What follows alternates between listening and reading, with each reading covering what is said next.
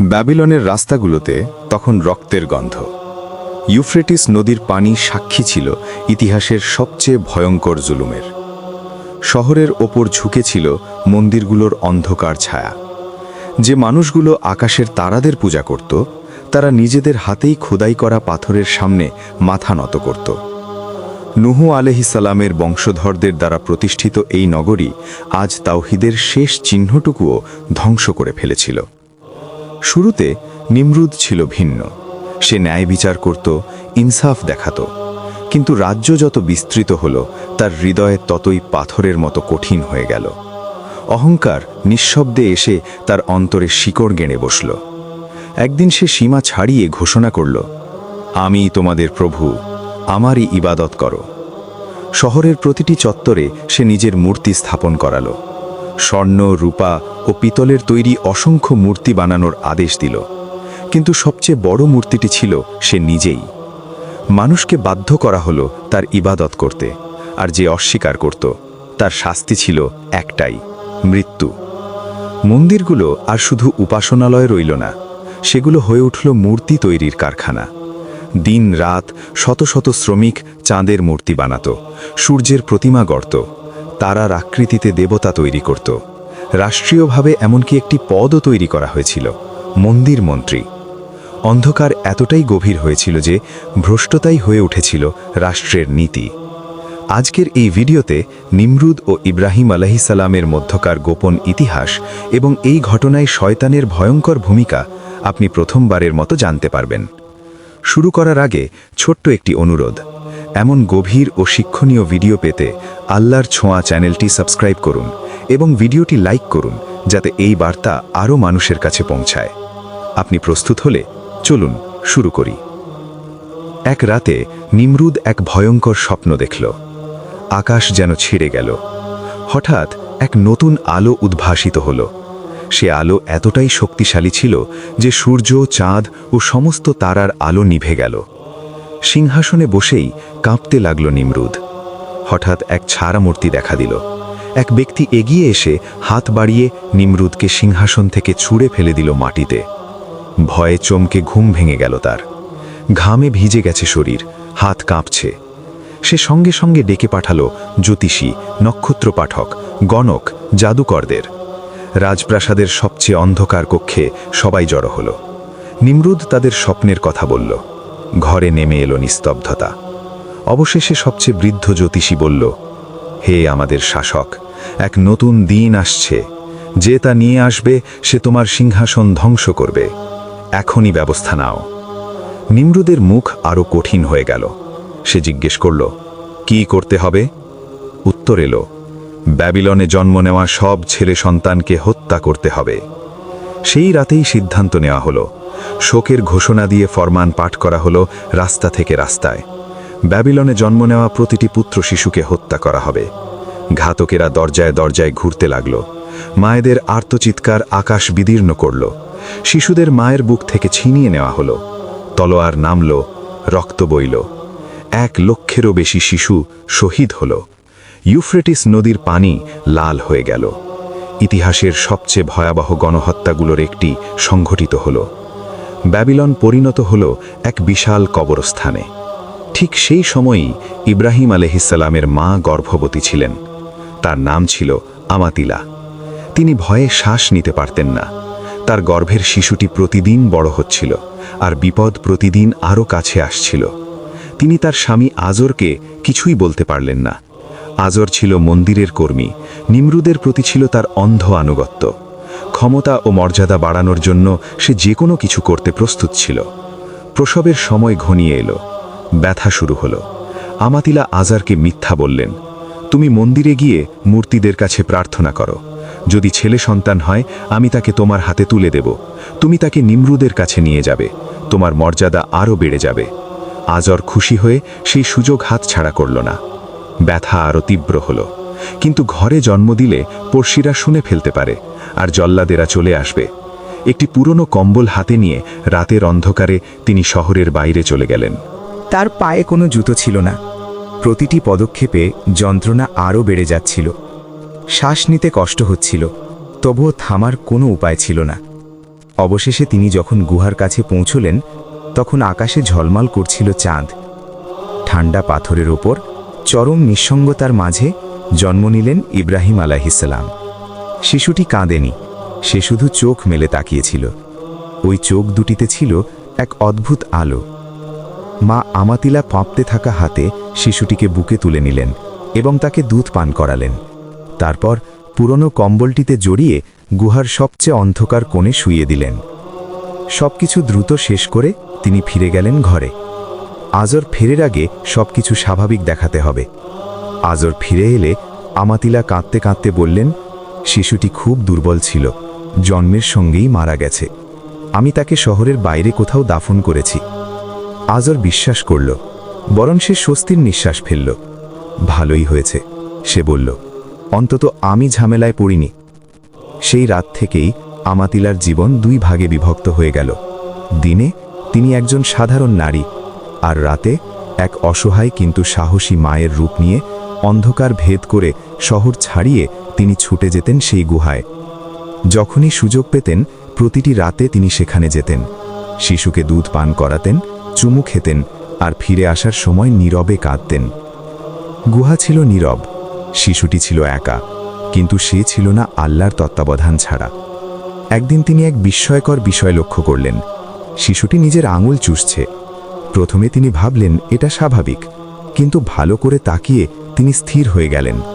তার আঙুলের ফাঁক দিয়ে কিছু বের হচ্ছে, মধু, দুধ, খেজুরের রস। আল্লাহর আদেশে জিবরাইল আলাইহিসসালাম যে রাতে মা আসতে পারতেন না, সেই রাতগুলোতে নিজেই শিশুটিকে আহার করাতেন।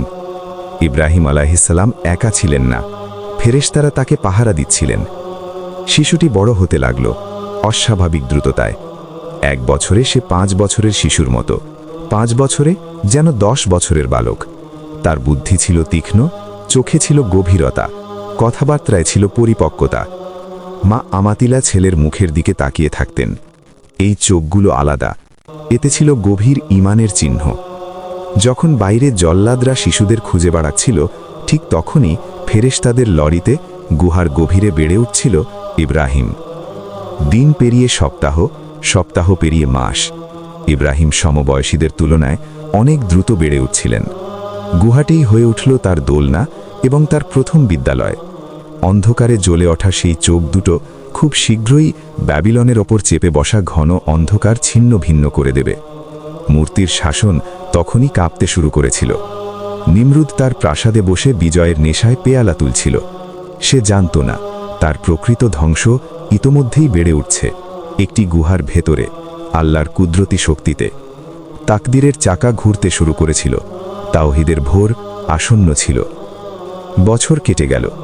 যে শিশু একাকী গুহায় জিবরাইলের শ্বাসে আর আল্লাহর রহমতে বেড়ে উঠেছিল, সে এখন পৃথিবীর বুকে পা রাখার জন্য প্রস্তুত। যখন তিনি শহরে নামলেন, যা দেখলেন তা তার হৃদয়কে চূর্ণ করে দিল।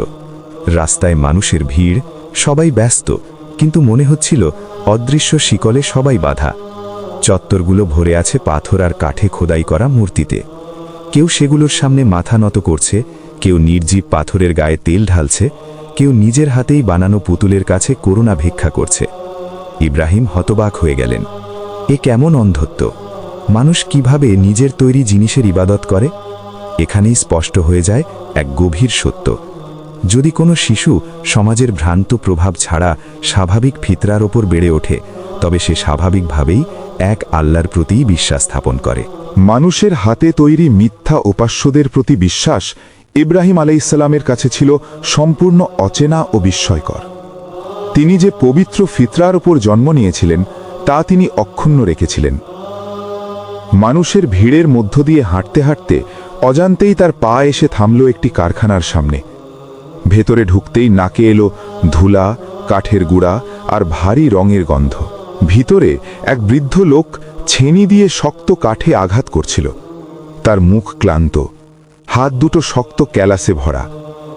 এই মানুষটিই ছিল আজর, ইব্রাহিম আলাইহিসসালামের পিতা এবং নিমরুদের প্রধান মূর্তি নির্মাতা। ইব্রাহিম ভেতরে প্রবেশ করলেন।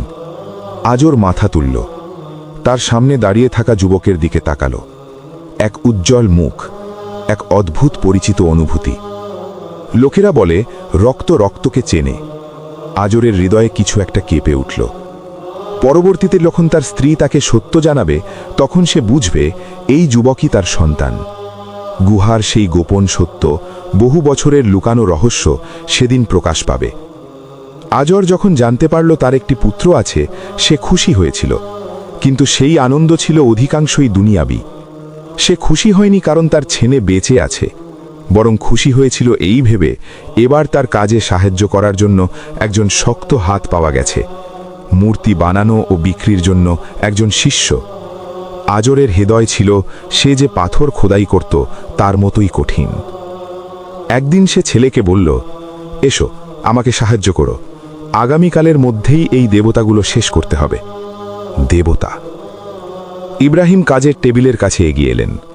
আজর তখন একটি মূর্তির চোখ খোদাই করছিল, অন্ধ চোখ। তারপর কান বানালো, বধির কান।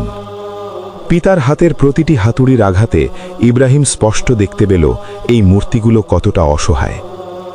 আব্বা, ইব্রাহিম বললেন। তার কণ্ঠস্বর ছিল এই কোলাহলপূর্ণ কারখানার মাঝে ঝর্ণার পানির মতো স্বচ্ছ। আপনি যা বানাচ্ছেন, এটা কি আপনার কথা শুনতে পায়? আজরের হাত থেমে গেল, হাতুড়ি বাতাসে স্থির হয়ে রইল। অবশ্যই শোনে। সে রাগে গর্জে উঠল, এটাই আমাদের উপাস্য। কিন্তু আব্বা, ইব্রাহিম শান্তভাবে বললেন, আপনিই তো এর কান বানালেন, আপনিই এর চোখ খোদাই করলেন। এটা পড়ে গেলে নিজে নিজে উঠতে পারবে না, তাহলে এটা আপনাকে কিভাবে সাহায্য করবে? আজর ক্রোধে ফুঁসতে লাগল। চুপ করো, সে চিৎকার করল। ব্যাবিলনের দেবতাদের বিরুদ্ধে কথা বলো না। এই মূর্তিগুলো বাজারে নিয়ে যাও, চিৎকার করে বলো, কে কিনবে এমন কিছু যা না ক্ষতি করতে পারে না উপকার? ইব্রাহিম মূর্তিগুলো তুলে নিলেন, কিন্তু বাজারে গিয়ে তিনি বাবার কথা অনুযায়ী কাজ করলেন না। তিনি মূর্তিগুলো পা ধরে টানতে টানতে নিয়ে গেলেন, ধুলা আর কাদায় মাখিয়ে দিলেন। মানুষের বিস্মিত চোখের সামনে তিনি সেগুলোকে ঠেলে দিলেন নদীতে। পান করো, তিনি কাঠের টুকরোগুলোর দিকে তাকিয়ে বললেন, তোমরা তো তৃষ্ণার্ত, চলো পান করো। মানুষ হতবম্ব হয়ে গেল। এই যুবক কি পাগল হয়ে গেছে? সে কি তাদের পবিত্র বলে মানা বস্তুগুলোর সঙ্গে উপহাস করছে? কিন্তু ইব্রাহিম পাগল ছিলেন না, বরং সেদিন পাগল হয়ে যাওয়া এক সমাজে তিনিই ছিলেন একমাত্র সুস্থ মানুষ। সেদিন কোনো মূর্তি বিক্রি হলো না, কিন্তু মানুষের মনে একটা বীজ বপন হয়ে গেল, সন্দেহের বিষাক্ত লতা। যদি সত্যিই এরা পান করতে না পারে? রাত নামল, ব্যাবিলন ঘুমিয়ে পড়ল, কিন্তু ইব্রাহিম জেগেছিলেন। শহরের শব্দ থেমে গেলে আকাশের গভীর নীরবতা শুরু হলো। তিনি শহর ছেড়ে দূরে চলে গেলেন এবং একটি পাহাড়ে উঠলেন। তিনি সেই বাতাস থেকে দূরে যেতে চেয়েছিলেন যে বাতাস বুক জ্বালিয়ে দেয় মিথ্যা উপাসনায়। তিনি সত্যের নিঃশ্বাস নিতে চেয়েছিলেন। তিনি একা ছিলেন, কিন্তু তিনি তার রবের সঙ্গে ছিলেন। তিনি মাথা তুললেন, কালো মখমলের মতো আকাশ তাকে ঢেকে ফেলল। সেই অসীম অন্ধকারে একটা উজ্জ্বল তারা দেখা দিল, জুহরা, ভেনাস। তার আলো এতটাই উজ্জ্বল ছিল যে ব্যাবিলনের মানুষ একে পূজা করত, এর জন্য কুরবানি দিত। ইব্রাহিম সেই তারার দিকে তাকালেন, নিজের মনে নিজের জাতির বিশ্বাস পরীক্ষা করলেন। এটাই কি আমার রব? তিনি নিজেকে প্রশ্ন করলেন। কুরআন বলে, সূরা আল আনাম, আয়াত ৭৬। কিছু সময়ের জন্য তারাটি আকাশে রাজত্ব করল, তার আলো অন্ধকার চিরে দিল। কিন্তু রাত যত এগোলো, পৃথিবী যত ঘুরল, সেই উজ্জ্বল আলো ধীরে ধীরে নিভে যেতে লাগল। তারাটি দিগন্তের দিকে সরে গেল এবং শেষ পর্যন্ত অন্ধকারে মিলিয়ে গেল। ইব্রাহিমের মুখে একটা বেদনা মিশ্রিত হাসি ফুটে উঠল। কিভাবে কোনো উপাস্য অদৃশ্য হয়ে যায়? যে সৃষ্টিকর্তা, সে কিভাবে নিজের সৃষ্টি করা দিগন্তের আড়ালে লুকিয়ে পড়ে? যা স্থান, সময় ও গতির সঙ্গে বাঁধা, তা কিভাবে আল্লাহ হতে পারে? ইব্রাহিম আলাইহিসসালাম রাতের নীরবতার সঙ্গে কথা বললেন। আমি অস্তগামীকে ভালোবাসি না। সূরা আল আনাম, আয়াত ৭৬। সংক্ষিপ্ত, স্পষ্ট, চূড়ান্ত। যা অস্ত যায়, যা চলে যায়, যা মরে, যা হারিয়ে যায়, তা কখনোই উপাস্য হতে পারে না। হৃদয় কখনোই অস্থায়ী কিছুর সঙ্গে চিরস্থায়ী বন্ধন করে না। তিনি অপেক্ষা করলেন। দিগন্তে উঠল চাঁদ, রূপোর থালার মতো উজ্জ্বল। তারাটি থেকে বড়, আরও কাছে, আরও প্রভাবশালী। তার আলো ছিল শীতল, মর্যাদাময়। সে আলো রাতকে দিন বানিয়ে দিল। ইব্রাহিম চাঁদের দিকে তাকালেন। এটাই কি আমার রব? তিনি বললেন। চাঁদ আকাশ পাড়ি দিল, মেঘের ভেতর দিয়ে চলল, কিন্তু ভোর ঘনিয়ে এলে তার শাসনেরও শেষ হলো। তার আলো ম্লান হয়ে গেল, রং ফ্যাকাশে হয়ে এলো। সূর্যের আগমনী আলোর সামনে সেও অদৃশ্য হয়ে গেল, সেও পরাজিত হলো। ইব্রাহিমের ঈমান আরও দৃঢ় হলো। আকাশের আলো একটি নিয়মের অধীন, তারা শাসক নয়, তারা শাসিত। তিনি বললেন, আমার রব যদি আমাকে পথ না দেখান, তবে আমি অবশ্যই পথভ্রষ্টদের অন্তর্ভুক্ত হব। সূরা আল আনাম আয়াত ৭০। এরপর পূর্ব আকাশ রক্তিম হয়ে উঠল, অন্ধকার চাদরের মতো সরে গেল। সূর্য উঠল তার পূর্ণ মহিমায়, সে তারাকে গ্রাস করল, চাঁদকে মুছে দিল। মনে হচ্ছিল এই একাই আকাশের একমাত্র শাসক। ব্যাবিলনের মানুষের কাছে এটাই ছিল সবচেয়ে বড় উপাস্য। ইব্রাহিম চোখ সরু করলেন। এটাই কি আমার রব? তিনি বললেন, এটা তো সবার চেয়েও বড়। সূরা আল আনাম আয়াত ৭৮। সূর্য আরও উপরে উঠল, চূড়ায় পৌঁছালো, পৃথিবীকে জ্বালিয়ে দিল। কিন্তু সন্ধ্যা এলে সেই বিশাল অগ্নিগোলকও মাথা নত করল। পশ্চিম দিগন্তে ডুবে গেল, রক্তিম আভা রেখে। আবার অন্ধকার পৃথিবী ঢেকে নিল। সবচেয়ে বড়টিও অস্ত গেল, সবচেয়ে শক্তিশালীটিও পরাজিত হল। ইব্রাহিম উঠে দাঁড়ালেন। এক অদৃশ্য শক্তি আছে যে তারা, চাঁদ আর সূর্যকে ঘোরায়। তাদের ওঠানামা নির্ধারণ করে, তাদের পথ আঁকে। ব্যাবিলনের পাথর আর আকাশের দেহগুলি সবই দুর্বল। তিনি তার জাতির দিকে ফিরলেন। তার মুখে নবুয়তের মর্যাদা, তার চোখে জ্বলছিল তাওহীদের ঝলক। তিনি উচ্চ কণ্ঠে ডাকলেন তার জাতিকে এবং তার পিতাকেও, হে আমার কওম, তোমরা আল্লাহর সঙ্গে যাদের শরিক করো, আমি সেসব থেকে মুক্ত। আমি সম্পূর্ণরূপে আমার মুখ ফিরিয়েছি সেই সত্তার দিকে যিনি আসমান ও জমিনকে শূন্য থেকে সৃষ্টি করেছেন, এবং আমি কখনোই শিরিককারীদের অন্তর্ভুক্ত নই। সূরা আল আনাম আয়াত ৭৯। এই শব্দগুলো ব্যাবিলনের দেয়ালে প্রতিধ্বনিত হল, কিন্তু সবচেয়ে গভীর প্রতিধ্বনি পড়ল তার পিতার ঘরে। আজর বাড়ি ফিরে এলো। কারখানাটি তখনও ভরা সেই একই ভারী গন্ধে। আজর একটি সম্পূর্ণ মূর্তির সামনে দাঁড়িয়ে নিজের কাজের দিকে মুগ্ধ দৃষ্টিতে তাকিয়েছিল। ইব্রাহিম এসে বাবার পাশে বসলেন। এবার তার কণ্ঠে প্রশ্ন নয়, দাওয়াত। তবুও তার শব্দগুলো ছিল তীক্ষ্ণ। আব্বা, তিনি কোমলভাবে বললেন, আপনি কেন এমন কিছুর ইবাদত করেন যা শোনে না, দেখে না, আর আপনাকে কোনো উপকারও করতে পারে না? সূরা মরিয়ম আয়াত ৪২। আজার চমকে উঠল। সে কাপড় দিয়ে মূর্তির গা থেকে ধুলো ঝাড়ছিল। আবার শুরু করেছ ইব্রাহিম? সে গর্জে উঠল। এটাই আমাদের বাপদাদার ধর্ম, আমাদের ঐতিহ্য। ইব্রাহিম তার বাবার চোখের দিকে সরাসরি তাকালেন। তিনি সেই চোখের পর্দা তুলে দিতে চেয়েছিলেন। ইব্রাহিম আলাইহিসসালাম শান্ত কণ্ঠে বললেন, আব্বা, আমার কাছে এমন জ্ঞান এসেছে যা আপনার কাছে আসেনি। আমার অনুসরণ করুন, আমি আপনাকে সরল পথে পরিচালিত করব। সূরা মারিয়াম আয়াত ৪৩। আজরের মুখ শক্ত হয়ে গেল। ব্যাবিলনের রীতি অনুযায়ী একজন ছেলে কখনো তার বাবাকে পথ দেখাতে পারে না। এটা ছিল বিদ্রোহ। তুমি কি আমাকে শিক্ষা দিতে এসেছ? আজর চিৎকার করে উঠল। ইব্রাহিম এক পাও কি ছাড়লেন না। তিনি শয়তানের ফাঁদ স্পষ্ট দেখতে পাচ্ছিলেন। আব্বা, শয়তানের ইবাদত করবেন না, শয়তান তো রহমানের অবাধ্য। আব্বা, আমি ভয় করি রহমানের পক্ষ থেকে কোনো শাস্তি আপনাকে স্পর্শ করতে পারে, তখন আপনি শয়তানের সঙ্গী হয়ে যাবেন। সূরা মারিয়ম আয়াত ৪৪-৪৫। এই কথাগুলোই ছিল শেষ ফোঁটা। মূর্তি পূজার অহংকার পিতৃত্বের মমতাকে চূর্ণ করে দিল। আজর হঠাৎ উঠে দাঁড়াল। মূর্তি খোদাই করার ছেনিটা সে শক্ত করে ধরল। রাগে তার মুখ লাল হয়ে উঠল। হে ইব্রাহিম, সে গর্জে উঠল, তুমি কি আমার দেবতাদের থেকে মুখ ফিরিয়ে নিচ্ছ? যদি তুমি থামো না, আমি শপথ করছি আমি তোমাকে পাথর মেরে হত্যা করব। আমাকে ছেড়ে চলে যাও, দীর্ঘ সময়ের জন্য দূরে চলে যাও। সূরা মারিয়াম আয়াত ৪৬। ঘরের ভেতর নেমে এলো এক প্রাণঘাতী নীরবতা। ইব্রাহিম দেখলেন তার বাবার চোখে ঘৃণা আর পাথর মারার হুমকি। নিজ পিতার হাতেই তিনি মৃত্যুর হুমকি পাচ্ছিলেন, কিন্তু তিনি ছিলেন আল্লাহর বন্ধু, খলিলুল্লাহ। তার হৃদয়ে কোনো ভয় ছিল না, ছিল শুধু গভীর দুঃখ, একটি আত্মাকে আগুনের দিকে টেনে নিয়ে যেতে দেখার দুঃখ। তিনি উঠে দাঁড়ালেন, শেষবারের মতো করুণার দৃষ্টিতে পিতার দিকে তাকালেন, শান্ত কণ্ঠে বললেন, আমি আপনার জন্য আমার রবের কাছে ক্ষমা প্রার্থনা করব। নিশ্চয়ই তিনি আমার প্রতি সদয়। সূরা মারিয়াম আয়াত 47। তারপর তিনি মুখ ফিরিয়ে নিলেন। মূর্তিতে ভরা সেই ঘর ছেড়ে তিনি বেরিয়ে এলেন। জীবিত লাশদের মাঝ থেকে তিনি দূরে চলে গেলেন। ইব্রাহিম এখন একা। পিতা তাকে তাড়িয়ে দিয়েছে, জাতি তাকে বুঝেনি, কিন্তু তিনি খুঁজে পেয়েছেন আসমান ও জমিনের মালিককে। এখন সময় এসেছে মিথ্যা উপাস্যদের শাসন ভাঙার।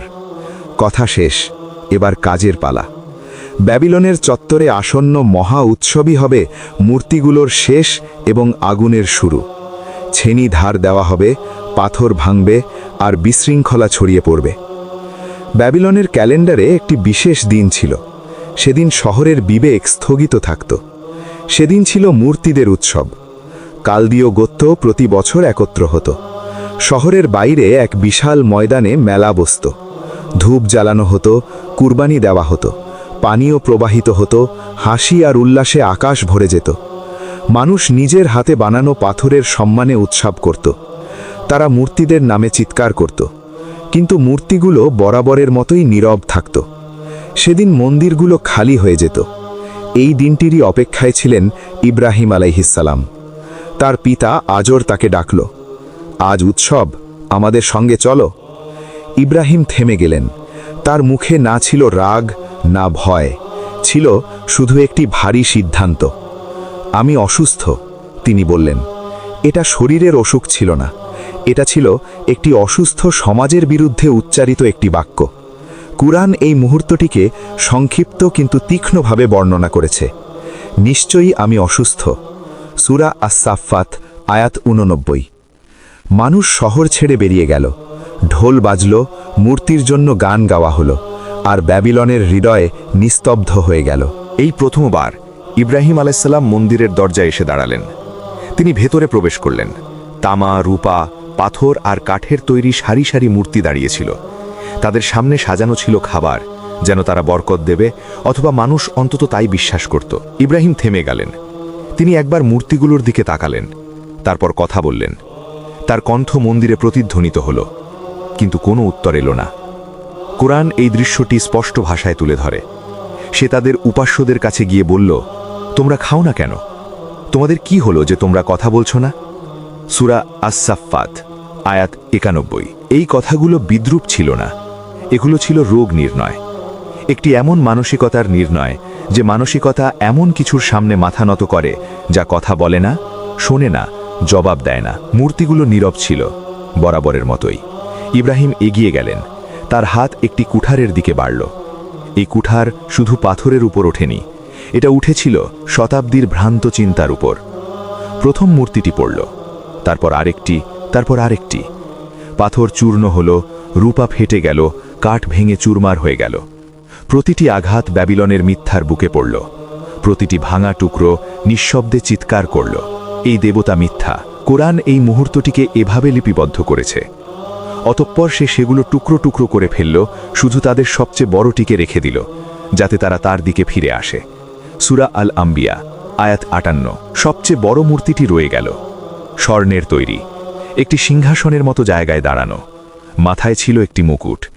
ইব্রাহিম কুঠারটি তুলে নিলেন এবং সেটি সেই বড় মূর্তির গলায় ঝুলিয়ে দিলেন। তারপর তিনি থামলেন, এক পা পিছিয়ে গেলেন, মন্দির ছেড়ে বেরিয়ে গেলেন। সূর্য ডুবে যাওয়ার সময় মানুষ ফিরে এলো। নেশা ছিল, ক্লান্তি ছিল, কিন্তু কিছু একটা অনুপস্থিত ছিল, নিরাপত্তা। দরজা খোলা হলো, তারা ভেতরে ঢুকল। হঠাৎ এক আর্তচিৎকার। মূর্তিগুলো মাটিতে পড়ে আছে, ভাঙা, ছিন্ন ভিন্ন, নীরব, বরাবরের মতোই। কিন্তু এবার এই নীরবতা আলাদা। এটা ছিল ধরা পড়ে যাওয়ার নীরবতা। মানুষ একে অপরের দিকে তাকালো। কে করল এটা? কে সাহস পেল? একটি কণ্ঠ উঠে এলো, এ কাজ করেছে এক যুবক যে আমাদের দেবতাদের বিরুদ্ধে কথা বলতো। তার নাম ইব্রাহিম। ইব্রাহিম আলাইসাল্লামকে জনতার মাঝখানে এনে দাঁড় করানো হলো। মুখগুলো রাগে ভরা, কিন্তু চোখে ছিল দ্বিধা, কারণ গভীরে সবাই সত্য জানত। তুমি কি আমাদের দেবতাদের সঙ্গে এটা করেছ? তারা বলল। ইব্রাহিম বড় মূর্তির দিকে তাকালেন, তারপর কুঠারের দিকে, তারপর শান্তভাবে বললেন, বরং এদের মধ্যে যে সবচেয়ে বড় সেই তো এটা করেছে। তাদের জিজ্ঞেস করো, যদি তারা কথা বলতে পারে। সূরা আল আম্বিয়া আয়াত 63। এই কথাগুলো জনতার মাঝে ছুড়ে দেওয়া একটি আয়নার মতো ছিল। সেই আয়নায় প্রত্যেকে নিজেকে দেখল। এক মুহূর্তের জন্য তারা থমকে গেল, এক মুহূর্তের জন্য নীরবতা নেমে এলো। কোরআন বলে, তখন তারা নিজেদের দিকে ফিরে তাকালো এবং বলল, নিশ্চয়ই আমরাই জালিম। সূরা আল আম্বিয়া আয়াত 64। কিন্তু এই ফিরে আসা দীর্ঘস্থায়ী হল না, কারণ যখন সত্য স্বার্থকে আঘাত করে মানুষ আবার পিছিয়ে যায়। তুমি তো জানো এরা কথা বলে না, তারা চিৎকার করল। তখন ইব্রাহিম আলাইসাল্লাম শেষ আঘাতটি করলেন, নরম নয় কিন্তু ন্যায্য। তবে কি তোমরা আল্লাহকে বাদ দিয়ে এমন কিছুর ইবাদত করো যা তোমাদের কোনো উপকারও করতে পারে না, কোনো ক্ষতিও করতে পারে না? ধিক তোমাদের প্রতি এবং আল্লাহ ছাড়া যাদের তোমরা উপাসনা করো তাদের প্রতি। সূরা আল আম্বিয়া আয়াত 67। এই কথাগুলোর পর পিছিয়ে যাওয়ার আর কোনো পথ ছিল না। এটা ছিল বিদ্রোহ, কিন্তু বিশৃঙ্খলার বিদ্রোহ নয়, এটা ছিল তাওহীদের বিদ্রোহ। জনতা উন্মাদ হয়ে উঠল। সত্য গ্রহণ করার বদলে তারা সত্যকে চুপ করিয়ে দিতে চাইল। কিছু করতে হলে তাকে আগুনে পুড়িয়ে দাও। তারা চিৎকার করে উঠল, তোমাদের দেবতাদের সাহায্য করো। এই বাক্যটিই ছিল ব্যাবিলনের জন্য চূড়ান্ত অভিযোগপত্র, কারণ যে উপাস্যের সাহায্য দরকার সে কখনোই উপাস্য হতে পারে না। ইব্রাহিম আলাইহিসসালাম জানতেন মূর্তি ভাঙা কোনো বিশৃঙ্খলা ছিল না, এটা ছিল ইবাদত, ভুল জায়গায় করা সিজদাগুলোকে ধ্বংস করার ইবাদত। এই ঘটনা আর শুধু একজন যুবক আর জনগণের মধ্যে রইল না, খবর পৌঁছে গেল প্রাসাদে। এখন বিষয়টি দাঁড়ালো একজন বান্দা এবং এক মিথ্যা ইলাহের মধ্যে, আর এই সংঘর্ষ রক্তপাত ছাড়া শেষ হবে না। ভাঙা মূর্তির সংবাদ নিমরুদের প্রাসাদের ভারী ফটক পেরিয়ে ভেতরে ঢুকল। যেই সেই ফটক পেরোতো সে আগে মাথা নত করত, কারণ ভেতরে কোনো রাজা ছিল না, ছিল এক মানুষ যে নিজেকে খোদা মনে করত। নিমরুদের সামনে প্রত্যেকেই হাঁটু গেড়ে বসত। এটা কোনো সামাজিক রীতি ছিল না, এটা ছিল আত্মসমর্পণের এক ভয়ঙ্কর আচার। অভিযোগের পর ইব্রাহিম আলাইহিসসালামকে নিমরুদের দরবারে আনা হলো। তিনি যখন সামনে দাঁড়ালেন তিনি মাথা নত করলেন না, সিজদাও করলেন না। প্রাসাদে নেমে এলো গভীর নীরবতা। এই নীরবতা ছিল তলোয়ারের চেয়েও ধারালো, কারণ নিয়ম ভেঙে গেছে। নিমরুদ ভ্রু কুচকাল। তুমি সিজদা করছো না কেন? সে বলল। তার কণ্ঠে বিস্ময় ছিল না, ছিল অপমান। ইব্রাহিম আলাইহিসসালাম চোখ নিচু করলেন না, কিন্তু অহংকারের দৃষ্টিও ছিল না। শান্ত কণ্ঠে তিনি বললেন, আমি সিজদা করি তারই জন্য যিনি আপনাকেও সৃষ্টি করেছেন এবং আমাকেও। আমি আর কারো সামনে মাথা নত করি না। এই বাক্যটি মূর্তিগুলোর পর প্রাসাদের দেয়ারেও আঘাত করল। এবার কাঁপতে শুরু করল সিংহাসন নিজেই। নিমরুদ উঠে দাঁড়ালো। সম্ভবত জীবনে এমন চ্যালেঞ্জ সে কখনো শোনেনি। তোমার রব কে? সে জিজ্ঞাসা করল। প্রশ্নটি সহজ মনে হয়, কিন্তু এর উত্তর রাজ্য ধ্বংস করে দেয়। ইব্রাহিম আলাইহিসসালাম এক মুহূর্ত দ্বিধা করলেন না। আমার রব তিনি যিনি জীবন দেন এবং মৃত্যু দেন। কুরআন এই দৃশ্যটি এভাবে বর্ণনা করে। তুমি কি তাকে দেখনি যে ইব্রাহিমের সঙ্গে তার রব সম্পর্কে বিতর্ক করেছিল, কারণ আল্লাহ তাকে রাজত্ব দিয়েছিলেন? ইব্রাহিম বললেন, আমার রব তিনি যিনি জীবন দেন এবং মৃত্যু দেন। সূরা আল বাকারা আয়াত 258। নিমরুদ হেসে উঠল। এটা ছিল অজ্ঞতার হাসি। আমিও জীবন দিই এবং মৃত্যু দিই, সে বলল। সে দুজন বন্দীকে আনার আদেশ দিল। একজনকে হত্যা করল, অন্যজনকে ছেড়ে দিল। দেখো, আমিও তো তাই করলাম। এখানেই মানুষের যুক্তি ভেঙে পড়ে, কারণ হত্যা করা জীবন নেওয়া নয়, আর কাউকে ছেড়ে দেওয়া জীবন দেওয়া নয়। নিমরুদ এটা বুঝতে চায়নি, কারণ বুঝলে সিংহাসন ছাড়তে হতো। ইব্রাহিম আলাইহিসসালাম তর্ক দীর্ঘ করলেন না, বিস্তারিতেও গেলেন না। তিনি বেছে নিলেন একটি বাক্য, আর সেই বাক্যই নিমরুদকে নীরব করে দিল। তিনি বললেন, আল্লাহ সূর্যকে পূর্ব দিক থেকে উদয় করেন। যদি তোমার ক্ষমতা থাকে তাহলে তাকে পশ্চিম দিক থেকে উদয় করাও। কুরআন এই মুহূর্তটিকে একটি বাক্যে সিল করে দিয়েছে। তখন কাফির হতবুদ্ধ হয়ে গেল। সূরা আল বাকারা আয়াত 258। প্রাসাদে আর কোনো শব্দ রইল না। জ্যোতিষীরা কথা বলল না, সৈন্যরা চিৎকার করল না। নিমরুদ উত্তর দিতে পারল না, কারণ সূর্যকে তীর দিয়ে আঘাত করা যায় না। আকাশ কোনো সিংহাসনে বসে না। নিমরুদের মুখ অন্ধকার হয়ে গেল। সেই অন্ধকার রূপ নিল ক্রোধে।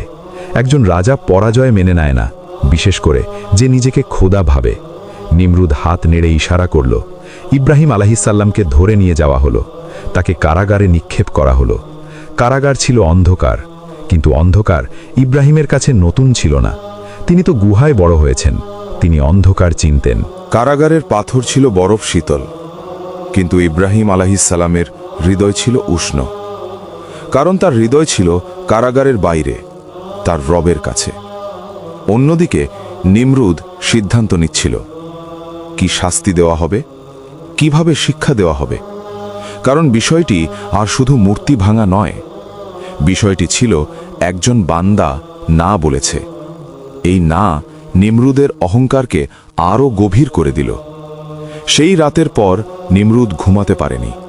সে সিংহাসনে অস্থিরভাবে এপাশ ওপাশ করছিল। এক যুবকের বলা কয়েকটি শব্দ তার রাজকীয় বুক ছিন্ন ভিন্ন করে দিচ্ছিল। সূর্যকে পশ্চিম দিক থেকে উদয় করাও। এই বাক্যটি তার কানে প্রতিধ্বনিত হচ্ছিল। যত সৈন্যই সে ডাকুক, যত উঁচু প্রাসাদ আর মিনার বানানোর আদেশই দিক, এই বাক্যটি নীরব হচ্ছিল না। অহংকার অনেক সময় মানুষকে পিছনে ফেরায় না, বরং সে দৌড়ে যায় খাদের দিকে। নিমরুদও তাই করল। আমি খোদা, এটা আর যথেষ্ট ছিল না, আমি প্রমাণ করব, সে বলল। কারাগারে ইব্রাহিম আলাইহিসসালাম অপেক্ষা করছিলেন। অধৈর্য ছিলেন না, পালানোর কোনো পরিকল্পনাও করেননি।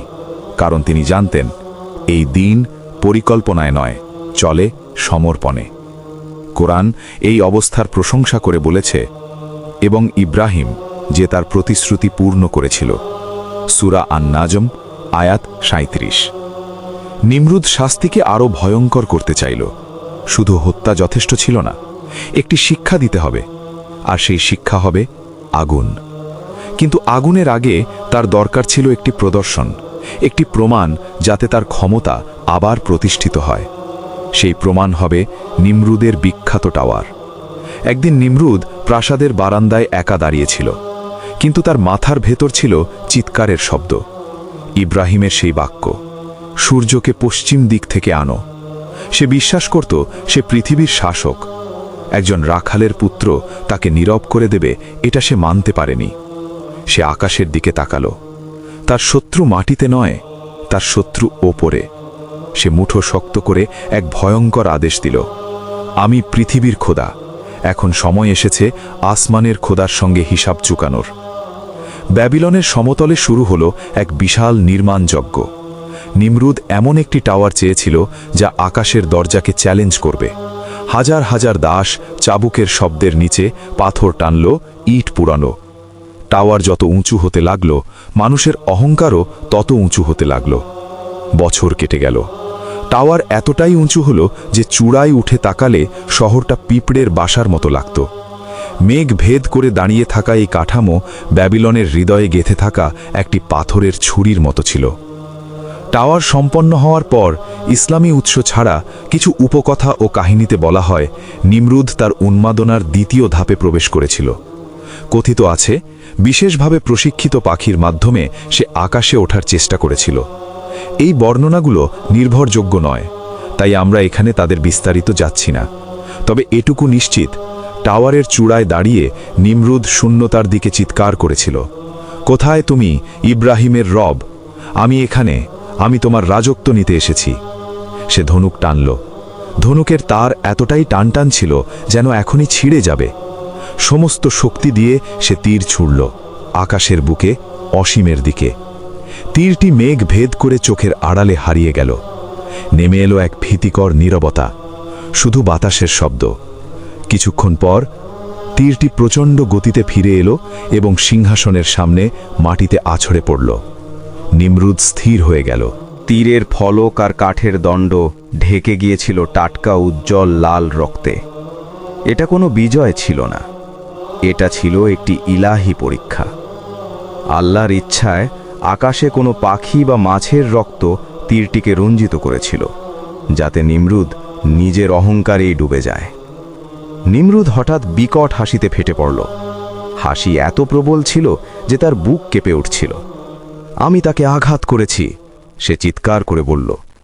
আমি ইব্রাহিমের রবকে হত্যা করেছি, এখন আকাশের শাসক আমি। নিমরুদ যখন নিচে নামল, তার হাতে ছিল সেই রক্তমাখা তীর। 10,000-এরও বেশি মানুষ ব্যাবিলনের চত্বরে জড়ো হল। ভয়ের মধ্যে নিমরুদ তীরটি আকাশের দিকে তুলে ধরল। দেখো, এই প্রমাণ, আমি ইব্রাহিমের খোদাকে হত্যা করেছি। মানুষ আতঙ্কে আর বিস্ময়ে মাটিতে লুটিয়ে পড়ল। চারদিক থেকে ধ্বনি উঠল, তুমি মহান, তুমি মহান হে নিমরুদ। এই ধ্বনি মাটি আর আকাশ কাঁপিয়ে দিল। নিমরুদ সিংহাসনে হেলান দিয়ে বসল। সে বিজয়ের নেশায় মাতাল ছিল। সে বিশ্বাস করছিল এখন আর কোনো শক্তি নেই যে তাকে থামাতে পারে। ঠিক সেই মুহূর্তে মাটির অনেক নিচে এক অন্ধকার আর স্যাঁতস্যাঁতে কারাগারে শিকলে বাঁধা ছিলেন ইব্রাহিম আলাইহিসসালাম। তিনি ওপরে উল্লাসের শব্দ শুনতে পাচ্ছিলেন, কিন্তু তার হৃদয় ছিল অপরিসীম প্রশান্তিতে ভরা। তিনি জানতেন নিমরুদের এই মিথ্যা বিজয় আসলে তার ধ্বংসেরই ঘোষণা। হালকা এক চাহনিতে ঠোঁটের কোণে ক্ষীণ হাসি নিয়ে তিনি ফিসফিস করে বললেন, হাসবি আল্লাহু লা ইলাহা ইল্লাহু আলাইহি তাওয়াক্কালতু ওয়া হুয়া রাব্বুল আরশিল আযীম। ওপরে যখন উৎসব আর উল্লাস, নিচে তখন ছিল এক নীরব অপেক্ষা। কিন্তু নিমরুদের রাগ তখনও ঠান্ডা হয়নি। সে বিশ্বাস করছিল সে ইব্রাহিমের রবকে হত্যা করেছে। এখন সে চাইছিল ইব্রাহিমকেও পুড়িয়ে ফেলতে নিজের তৈরি জাহান্নামে। ব্যাবিলনের বিজয়ের উল্লাস বেশি দিন স্থায়ী হল না, কারণ নিমরুদ বুঝছিল আকাশের খোদাকে সে হত্যা করেছে ভাবলেও পৃথিবীতে সেই খোদার প্রতিনিধি এখনও জীবিত। কারাগারে শ্বাস নিচ্ছিল ইব্রাহিম। এই অস্তিত্বই নিমরুদের তথাকথিত খোদাই দাবির ওপর কালো ছায়া ফেলছিল। চুপিসারে হত্যা করা আর যথেষ্ট ছিল না, এমনভাবে ধ্বংস করতে হবে যাতে আর কেউ কোনোদিন না বলার সাহস না পায়। নিমরুদ তার মন্ত্রীদের জড়ো করল মশালের ক্ষীণ আলোয় ভরা যুদ্ধকক্ষে। তার চোখ ছিল রক্তবর্ণ। কি করা যায়, সে গর্জে উঠল। তলোয়ারে কাটলে ওটা তার জন্যে পুরস্কার হবে। আমাকে এমন শাস্তি বলো যা তার আত্মা পর্যন্ত পোড়াবে, যাতে তার দেহের ধূলিকণাও চিহ্ন হয়ে না থাকে। কক্ষে নেমে এলো ভারী নীরবতা। হঠাৎ এক কোণ থেকে এগিয়ে এলো প্রধান উপদেষ্টা হুনহুন। তার চোখে ছিল চতুর আর কুটিল আলো। কিছু বর্ণনায় তাকে মানব আকৃতির শয়তান বলা হয়েছে। সে সাপের মতো ফিসফিস করে বলল, হে ব্যাবিলনের পুত্র, চলো তাকে আগুনে পোড়াই, কিন্তু সাধারণ আগুন নয়। চলো আমরা এক জাহান্নাম তৈরি করি, এমন আগুন যার তাপ মাইলের পর মাইল দূর থেকেও অনুভূত হবে। নিমরুদের মুখে এক বিকৃত হাসি ফুটে উঠল। হ্যাঁ, সে ফিসফিস করে বলল, আগুন আমার শক্তির রং। পরদিন শহরের ঘোষণাকারীরা, সেই সময়ের মিডিয়া, ব্যাবিলনের অলিগলি কাঁপিয়ে ঘোষণা দিল, যে নিমরুদের অনুগত, যে ইব্রাহিমের খোদার শত্রু, সে কাঠ নিয়ে আসো। সেই মুহূর্ত থেকে ব্যাবিলন যেন মন্ত্রমুগ্ধের মতো আচরণ করতে লাগল। 1 মাস ধরে শহরের বাইরে বিশাল ময়দানে অবিরাম কাঠ জমা হতে লাগল। অসুস্থ নারীরা মানত করল, আমি সুস্থ হলে ইব্রাহিমকে পোড়ানোর জন্যে কাঠ বহন করব। গরিব মানুষ নিজের ঘরের একমাত্র কাঠের আসবাব ভেঙে আনল। ধনীরা নিজেদের সম্পদ উজাড় করে ব্যাবিলনের সমতলে কাঠ কিনে আনল, কারণ তারা ভাবছিল তারা একজন মানুষকে পোড়াচ্ছে, কিন্তু বাস্তবে তারা নিজেদের জন্যেই আগুন প্রস্তুত করছিল। এক বিশাল পাথরের খাঁচার মধ্যে কাঠের স্তূপ চূড়ান্ত পর্বতের মতো পাইল্ড। এটি শুধু কাঠের স্তূপ ছিল না, এটি ছিল মানুষের হাতে তৈরি একটি পর্বত। প্রস্তুতি শেষ হলে নিমরুদ সংকেত দিল। একই সঙ্গে হাজার হাজার মশাল কাঠের ভাঙনের তলে ছুড়ে দেওয়া হলো। প্রথমেই ঘন ধূমগ্রে ধোঁয়া ব্যাবিলনের আকাশ ঢেকে দিল। সূর্য অদৃশ্য হয়ে গেল। তারপর গভীর গর্জন উঠল, যেন কোনো দৈত্য জাগছে পৃথিবীতে। নিচে মাটি ইটসেলফ জেগে উঠল এবং তারপর আগুন ফেটে উঠল। আগুন এত বিশাল হয়ে উঠল এবং এত উচ্চে উঠে গেল যে ব্যাবিলনের প্রাচীর থেকে যারা দেখছিল তাদের মুখে অচেনা তাপ অনুভূত হল। আগুনের শব্দ বজ্রপাতকেও ঢেকে দিল। কাঠের ফেটে যাওয়ার শব্দ হাড় ভাঙার মতো প্রতিধ্বনি করল। আগুনের তাপ এত তীব্র ছিল যে আকাশে উঠতে থাকা পাখিরা তাপের ঢেউয়ে পাখা পুড়ে পড়ল এবং আগুনের মধ্যে পড়ে কালো পাথরের মতো ঝরে গেল। কোনো জীবন্ত প্রাণী শুধুমাত্র 100 মিটারও আগুনের কাছাকাছি যেতে পারল না। নিমরুদ এই দৃশ্য দেখছিল তার প্রাসাদের উঁচু টাওয়ার থেকে। আগুনের লাল আভা তার মুখে প্রতিফলিত হল। তার পাশে দাঁড়ানোদের বলল, ইব্রাহিমকে নিয়ে আসো, দেখি তার রব কিভাবে তাকে এই আগুন থেকে বাঁচাবে। কিন্তু সমস্যা ছিল, আগুন এত তীব্র যে সৈন্যরা এমনকি ইব্রাহিমকে নিক্ষেপ করার কাছেও পৌঁছতে পারছিল না। যে মুহূর্তে তারা এগোতে চাইল, তাদের কাপড়ই আগুনে পুড়ে যেত। নিমরুদ রাগে পাগল হয়ে গেল। কোনো উপায় খুঁজে বের করো, ওকে ফেলে দাও, সে চিৎকার করে বলল। ঠিক সেই সময় প্রথম ইতিহাসের ক্যাটাপল্ট আইডিয়া মানুষের মধ্যে প্রথমবারের মতো ইবলিসের প্রস্তাব হিসেবে হাজির হল। দুটি বিশাল স্তম্ভের মধ্যে চামড়ার দড়ি টানল ইব্রাহিমকে আগুনের অন্তরে নিক্ষেপ করার জন্য। ইব্রাহিম আলাইহিসসালাম ক্যাটাপল্টে রাখা হলো। আগুন তার সামনে। সমস্ত জনতা নিঃশ্বাস বন্ধ করে রাখল। নিমরুদ চোখ রাখল। সে বিজয় দেখার জন্য অপেক্ষা করছিল। এদিকে আকাশের গভীরে অ্যাকশন শুরু হলো। দুর্দান্ত অত্যাচারের দৃশ্য ফলক চোখে দেখে ফেরেশতারা বিস্ময়ে কাঁপছিল। আমার প্রিয় বন্ধু ইব্রাহিমকে একাই মৃত্যুতে পাঠানো হচ্ছে। স্বর্গের দরজা খুলল। ফেরেশতারা আল্লাহর কাছে কাঁদল, হে রব, পৃথিবীতে একমাত্র যারা তোমাকে পূজা করে তাকে আগুনে ফেলা হচ্ছে, আমাদের সাহায্য করার অনুমতি দাও। কেবল একটি উত্তর এলো আল্লাহর থেকে, যদি আমার দাস তোমার কাছে সাহায্য চায় তাহলে সাহায্য করো। ইব্রাহিম যখন ক্যাটাপল্টে বাঁধা ছিল, সময় যেন স্থির হয়ে গেল। প্রথমে বাতাসের ফেরেশতা হাজির হলো। হে ইব্রাহিম, আমি বাতাস নিয়ন্ত্রণকারী ফেরেশতা। চাও কি আমি একটি ঝড়ের মাধ্যমে আগুন ছড়িয়ে ব্যাবিলনের ওপর ছড়িয়ে দিতে পারি? ইব্রাহিম শান্তভাবে বলল, আমি তোমার সাহায্য চাই না। তারপর জল নিয়ন্ত্রণকারী ফেরেশতা এলো। হে ইব্রাহিম, আমি জলের সৃষ্টিকর্তা। চাও কি আমি আকাশ ভেঙে এক মুহূর্তে আগুন নিভিয়ে দিতে পারি? ইব্রাহিম আবারও প্রত্যাখ্যান করল, তুমি আমার সাহায্যকারী নও। শেষে জিব্রাইল আলাইহিসসালাম মহান মর্যাদায় হাজির হলেন। ক্যাটাপল্ট ছাড়ার সময় এসেছে, দড়ি টানাও। জিব্রাইল জিজ্ঞেস করল, হে ইব্রাহিম, তোমার কোনো প্রয়োজন আছে কি? আমার কাছে কোনো আদেশ আছে কি? ইব্রাহিম আগুনের বিশাল ঢেউয়ের দিকে তাকালো, যা পাখিকেও ছাইয়ে রূপান্তর করতে পারত। তারপর সে আকাশের দিকে তাকালো। চোখে কোনো ভয় নেই, বিশ্বাস এবং সমর্পণ ভরা ইতিহাসে এই উত্তরটি দিয়ে দিল, আমি তোমার কোনো অনুরোধ করি না জিব্রাইল, আমার রব আমার অবস্থা জানেন, এটাই আমার জন্য যথেষ্ট। আল্লাহই আমার জন্য যথেষ্ট। তিনি সর্বোত্তম ভরসা। এই কথাটি যখন তার ঠোঁট ছাড়ল, ফায়ারম্যানের কুঠার আঘাত পড়ল। ক্যাটাপল্টের দড়ি ছিঁড়ে গেল। ইব্রাহিম হাওয়ায় ওড়া পাখির মতো হালকা হয়ে উঠল। ব্যাবিলনের মানুষরা নিঃশ্বাস আটকে রাখল। নিমরুদ তার সিংহাসন থেকে উঠে দাঁড়াল। ইব্রাহিমের সাদা পোশাক আগুনের লাল আভায় এক মুহূর্তের জন্য ঝলমল করল। তারপর সে সেই বিশাল আগুনের সাগরে পতিত হতে লাগল। অগ্নি, পৃথিবী, আকাশ সবই নিঃশব্দ। কয়েক সেকেন্ডের জন্য ইব্রাহিম হাওয়ায় ভেসে থাকল। মানব ইতিহাসের সবচেয়ে দীর্ঘ প্রত্যাশার মুহূর্ত। আগুনের দিকে পতনের সময়ও তার ঠোঁট চলছিল। সে আগুনের দগ্ধ হওয়ার চিন্তা করছিল না, সে ভাবছিল রবের ইচ্ছা। ইব্রাহিম আলাইহিসসালাম সম্পূর্ণরূপে মেনে নিয়েছিল, দয়া বা শাস্তি দুটিই তার কাছে সুন্দর।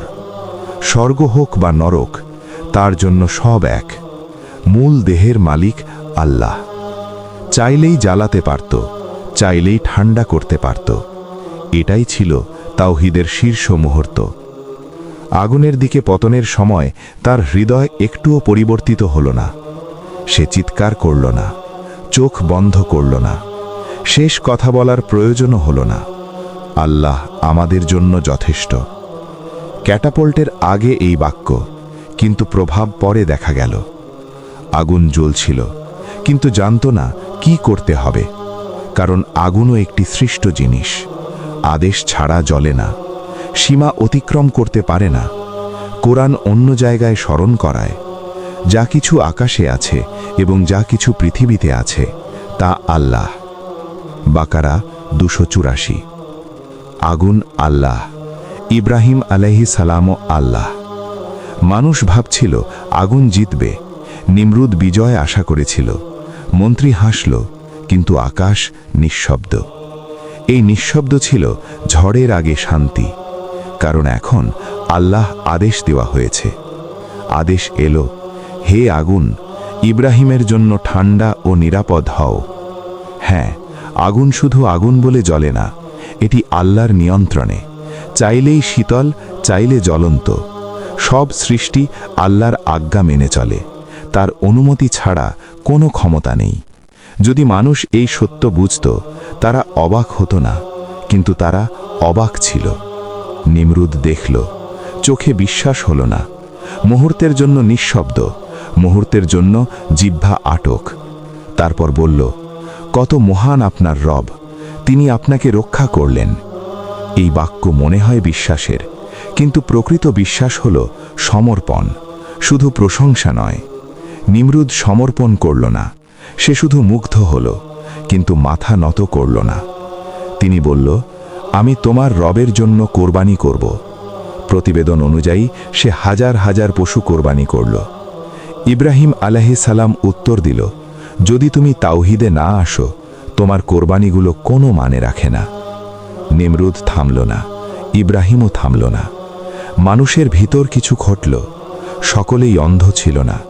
কেউ আগুনের দিকে তাকালো, কেউ ইব্রাহিমের দিকে, কেউ প্রথমবার ভাবল, যদি এই আগুন জ্বলে না, যদি এই মানুষ পুড়ে না যায়, তাহলে এই মূর্তিগুলো কি জন্য? একটি দল বিশ্বাস করল, শান্ত, চুপচাপ, কারণ বিশ্বাস সবসময় জনসাধারণের সঙ্গে আসে না, কখনো এটি আগুনের মধ্য থেকেও আসে। কিছু প্রতিবেদনে বলা হয় ঘটনাস্থল সম্ভবত উরফার কাছে, যা এই অলৌকিকতার সঙ্গে সংযুক্ত। কথা আছে, ইব্রাহিমকে আগুনে ফেলে দিলে আগুন পানিতে রূপান্তরিত, কাঠ ছাইতে, ছাই মাছ হয়ে গিয়েছিল। প্রতিবেদনগুলি ঐতিহাসিক নিশ্চয়তা দাবি করে না, কিন্তু মানুষের স্মৃতিতে সত্য বহন করে। আগুনকে পানি পরাজিত করল, অত্যাচারকে দয়া পরাজিত করল। ইব্রাহিম আলাইহিস সালাম আগুন থেকে বেরিয়ে এলো, চলতে লাগল, আগুনকে পিছনে রেখে ধুলির মতো ফেলল, পোশাক ঠিক রেখে। কেউকে চ্যালেঞ্জ করল না, কেউকে বলল না, দেখেছ কি? তিনি প্রতিশোধ নেননি, কারণ তিনি তার বিজয় অর্জন করেছিলেন আগুন দিয়ে নয়, সম্পূর্ণ সমর্পণের মাধ্যমে। কুরআন তাকে এইভাবে প্রশংসা করেছে, নিশ্চয়ই ইব্রাহিম ছিলেন কোমল হৃদয়ের, গভীর অনুভূতি সম্পন্ন এবং সর্বদা আল্লাহ দিকে ফিরে আসতেন। সূরা হুদ ৭৫। কোমল, কি আশ্চর্য শব্দ একজন মানুষের জন্য যিনি আগুন থেকে বেরিয়ে এসেছেন। কিন্তু এটাই সত্যের ভাষা। এই অলৌকিক ঘটনার পর ব্যাবিলনে আর কিছুই আগের মতো রইল না। মূর্তিগুলো হয়তো তখনও দাঁড়িয়েছিল, কিন্তু মানুষের হৃদয়ে ফাটল ধরে গিয়েছিল। নিমরুদ এমন ভান করল যেন সে পরাজিত হয়নি, কিন্তু গভীরে সে জানত যে রাজা আগুনকে জ্বালাতে পারে না সে কেমন খোদা। কিন্তু অহংকার মানুষকে শেষ পর্যন্ত টেনে নিয়ে যায়। আর নিমরুদের পথ এখনো শেষ হয়নি। ইব্রাহিম আলাইহিস সালামের জন্য এখন আর থাকার সময় নয়। এই শহর তার জন্য অত্যন্ত সংকীর্ণ হয়ে উঠেছিল। একটি নতুন পথ খুলতে হবে, একটি নতুন সূচনা, হিজরত। আগুন নিভে গিয়েছিল, কিন্তু জুলুম নেভেনি। ইব্রাহিম আগুন থেকে বেরিয়ে এসেছিলেন, কিন্তু ব্যাবিলন তখনও দাঁড়িয়েছিল। মূর্তিগুলো তখনও চত্বরে, নিমরুদ তখনও সিংহাসনে। অলৌকিক ঘটনা অবিশ্বাসকে শেষ করেনি, বরং সত্য ও মিথ্যার মাঝে রেখাটি আরও গভীর করেছে। কিছু হৃদয় ঈমান এনেছিল, কিন্তু ক্ষমতা আরও নিষ্ঠুর হয়ে উঠেছিল। কারণ জালিমরা অলৌকিকতা দেখে তওবা করে না, তারা আরও বড় জুলুমের প্রস্তুতি নেয়। ঠিক তখনই এলো একটি নীরব, স্পষ্ট ইলাহি নির্দেশ। এটি পালানো ছিল না, এটি ছিল ত্যাগ করে এগিয়ে যাওয়া। হিজরত ভয়ের কারণে নয়, হিজরত ছিল দাওয়াত রক্ষার জন্য। ইব্রাহিমের কাছে ব্যাবিলন আরেকটি শহর নয়, এটি ছিল একটি পর্দা, সত্যের সামনে দাঁড়িয়ে থাকা একটি ভারী পর্দা। সবাই পেছনে ফিরল, কিন্তু একজন থামল, লূত। কুরআন খুব স্পষ্টভাবে বলে, আর লূত তার প্রতি ঈমান এনেছিল।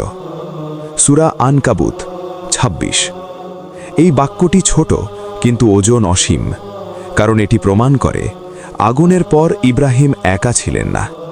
দাওয়াত একজনের মধ্যে সীমাবদ্ধ থাকেনি। লূত আলাইহিসসালাম ছিলেন ইব্রাহিমের ভাতিজে, কিন্তু এই সম্পর্ক রক্তের আগে ছিল ঈমানের।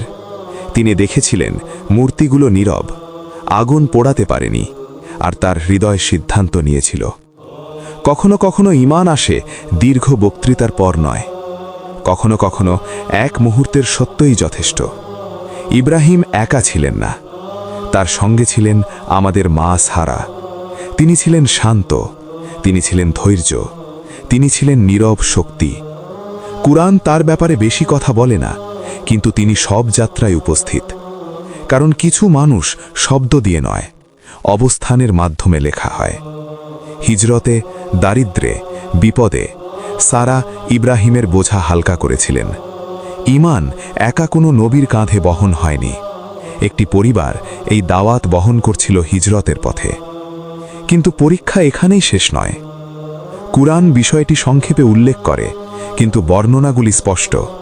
ইব্রাহিম ও সারা আরেকটি ভূখণ্ডে প্রবেশ করলেন। সেই দেশের রাজা ছিল জালিম। সে নারীদের প্রতি লালসাপরায়ণ ছিল, বিশেষ করে বিবাহিত নারীদের প্রতি। এই খবর তার কানে পৌঁছল।